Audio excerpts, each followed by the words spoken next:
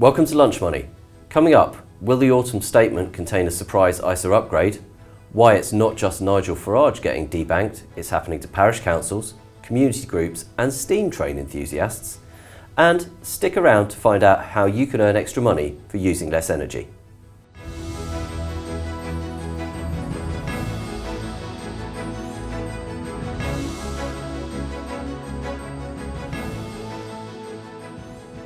Hello, I'm Simon Lambert. Joining me on today's Lunch Money is This Is Money's Helen and Myron Jobson from the show sponsor Interactive Investor.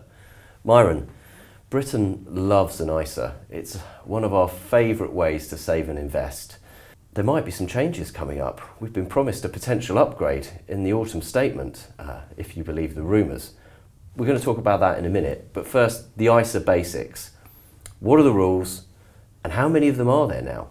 Yeah, I mean, ISAs is probably one of the UK's biggest success stories. Around 27 million adults have an ISA account, and these accounts in total hold around £687 billion. So yeah, that's pretty good, isn't it? And the main reason is, the main benefit of an ISA is it's referred to as a tax wrapper. So interests and capital gains achieved on investments or just cash holdings in an ISA is tax free. So that's the main thing. In terms of the different types of ISA, there are four main types of ISAs for adults. So that's a cash ISA that a lot of people are familiar with, stocks and shares ISA, lifetime ISA, and the less known IF ISA, innovative finance ISAs. But there's also two junior ISAs. So there's the cash junior ISA and the stocks and shares junior ISA. And there's something called the help to buy ISA, which is no longer available. That is, you haven't been able to open a help to buy ISA since 2019.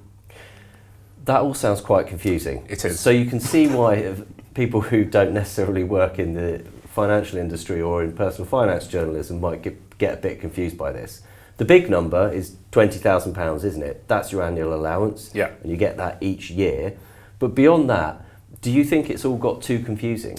I think so. I mean, I just outlined 7 different types of ISAs. It's really confusing, and things like the lifetime ISA has a different annual max allowance. So the lifetime ISA, the maximum you can contribute to lifetime ISA per tax year is £4,000 in order to get the £1,000 government top up for the things. But that £4,000 fits in within the greater £20,000 ISA pie. Not a lot of people understand that. It's just way too many products for people to understand. And another thing is, a lot of people don't understand that they can actually transfer ISAs without eating into their annual allowance of £20,000 if it's a transfer. But it doesn't mean just selling your investment in one ISA and then putting it into another ISA. That will actually eat into your ISA. You have to make a special transfer request to your provider. So there's loads of different elements to ISAs that's really confusing, and that's why we think it should be simplified.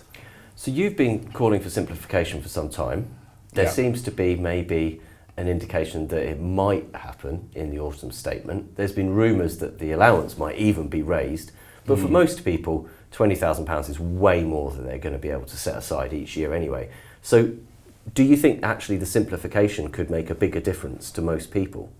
Yeah, I think so. I think at the moment people are penalised because so under current ISA rules, you can't contribute to the same type of ISA or more than one of the same type of ISA in a tax year. Otherwise, you might get penalised. People don't really understand that. I think if you simplify the process, which is what's been mooted, as in you can contribute to more than one type of the same type of ISA in the tax year, then it will allow people to open various ISAs, and it will just be a lot easier to take advantage of better deals that might be out there.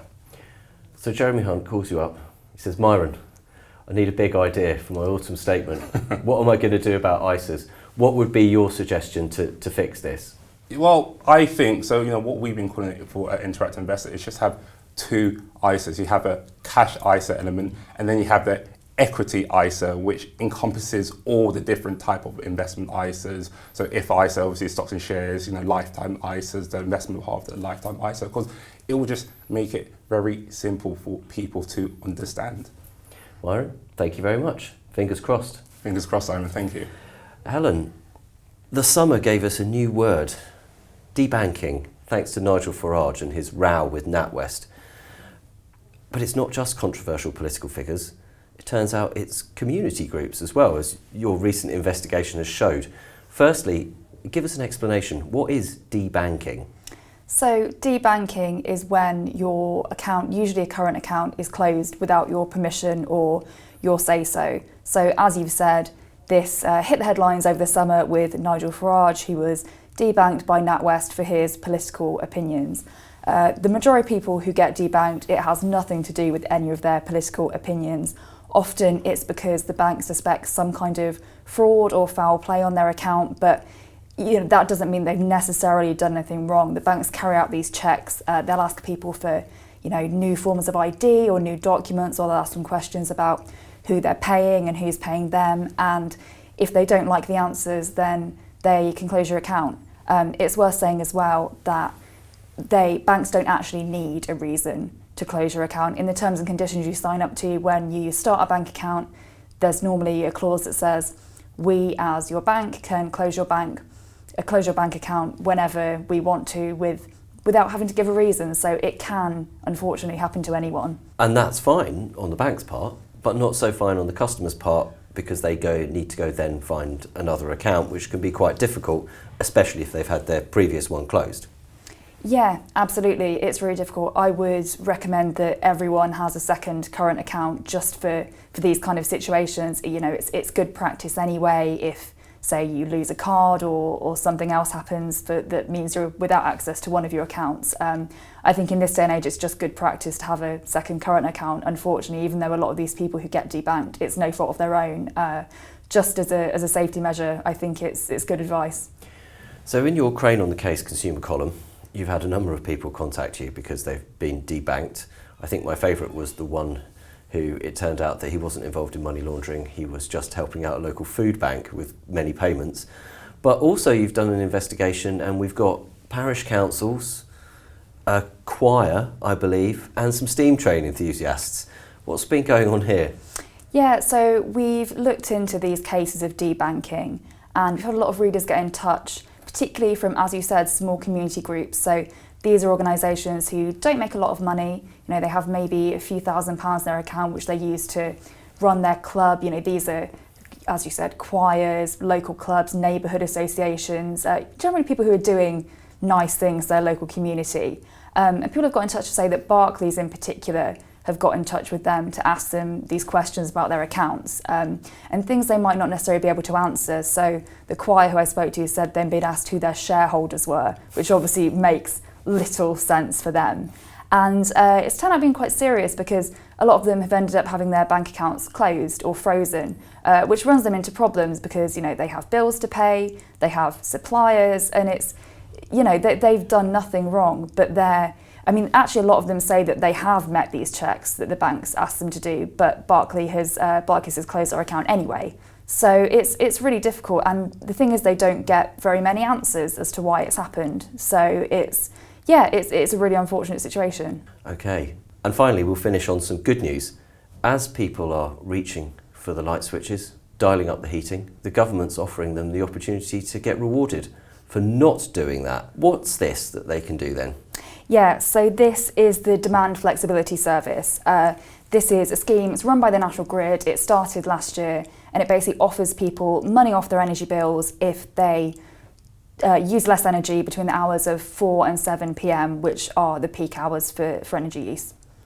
And is that going to save people a lot of money? Not a lot of money. So the way it works is your energy firm has to be signed up to it. Most of the big ones are, and they will tell you at certain points throughout the winter, so I think it's 12 times between now and March, they're going to run this trial where between 4 and 7 you use less energy and you get money off your bills. Depends on what supplier you're with and what your tariff is as to how much you save. It's probably going to be between about £30 and £100. So not a huge amount of money, but every little helps. And also it has added benefit of being good for the environment. So the reason the National Grid wants to run these tests is that if they can convince people to turn their power off during periods of high demand, it means they don't have to turn to coal generators, which are expensive and bad for the environment. So that's the added bonus, save a little bit of money and feel a bit good about yourself. Thank you, Helen. Well, that's all for today's Lunch Money. Remember, don't turn that light switch on, turn the light switches off, and dial that heating down. Thank you very much for watching. You can watch more episodes at thisismoney.co.uk/lunchmoney, or search for This Is Money on YouTube. And don't forget to join us for the next show on Thursday. Goodbye.